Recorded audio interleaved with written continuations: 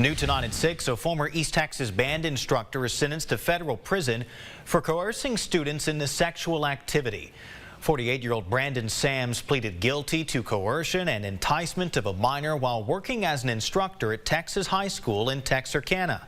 Sams was sentenced to 25 years in prison.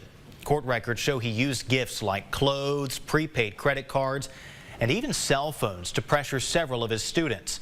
He communicated using messaging apps and also social media.